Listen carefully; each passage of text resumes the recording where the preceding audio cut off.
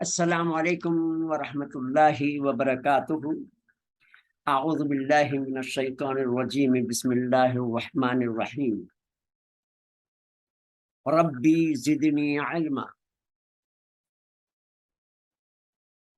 سبحانک لا علم لنا الا ما علمتنا انک انت العلیم الحکیم۔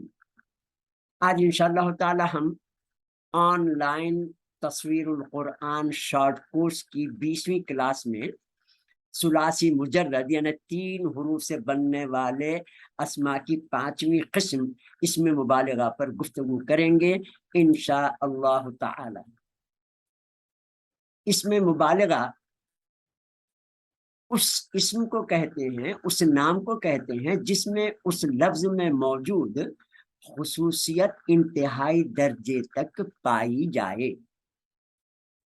جیسے فعال معنی کام کرنا کے ہوتے ہیں، اسی سے فعال یعنی بہت زیادہ کام کرنے والا بن جاتا ہے۔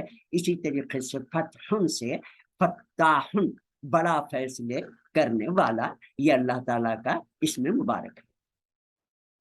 ایک دلچسپ حقیقت ہمیشہ اپنے ذہن میں رکھیں کہ جس طریقے سے دین اسلام کی کوئی بھی بات کسی بھی انسان کے کسی بھی طبقے کی انسان کی زندگی کے کسی بھی حصے میں انسان کو سمجھ میں آ جاتی ہے، اسی طریقے سے آپ جب بھی قرآن مجید کا ترجمہ سیکھنے کی اس کوشش میں شامل ہوں گے، چاہے آپ نے ایک کلاس بھی اٹینڈ نہ کی ہو، جس دن بھی آپ جس کلاس میں بھی جو بھی گفتگو سنیں گے انشاءاللہ تعالی دلچسپی محسوس کریں گے، چاہے ترجمہ سیکھنے کا آپ کی زندگی کا پہلا ہی تجربہ کیوں نہ ہو انشاءاللہ تعالی۔ اس میں مبالغہ درجہ ذیل طریقے سے بنایا جاتا ہے۔ 3 حرفی اسم ہے، فعل ثلاثی ہے، فاعل لام، اس سے اس میں مبالغہ درجہ ذیل طریقے سے سلامتیوں کے حروف شامل کر کے بنایا جاتا ہے۔ ہم کیا کیا کریں گے اس میں؟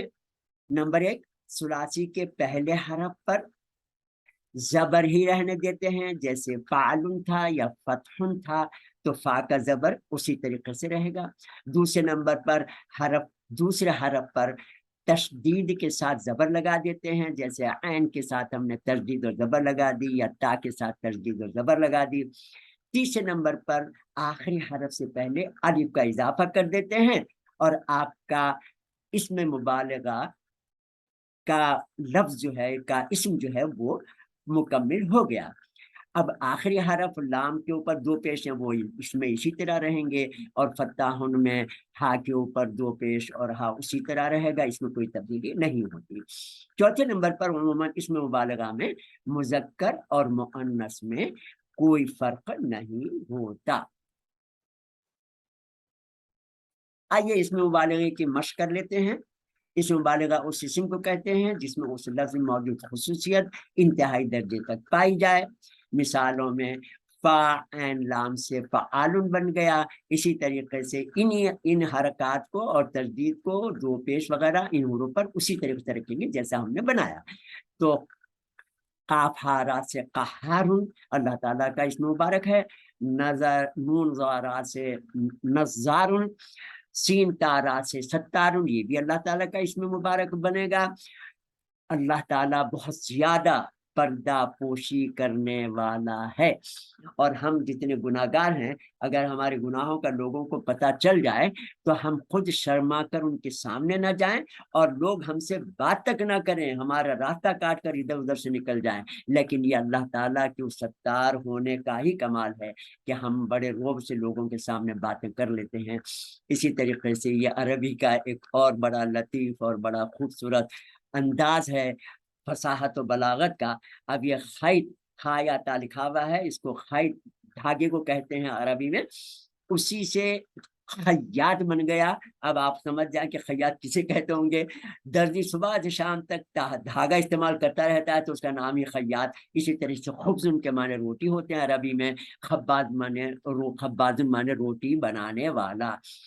تو سین جیم دال سے سجاد بن جائے گا. باقی ان حروفوں سے آپ انشاءاللہ تعالی اپنی کاپی پہ مشق کر لیں انشاءاللہ تعالی. جزاکم اللہ خیرہ فی الدارین. السلام علیکم ورحمۃ اللہ وبرکاتہ.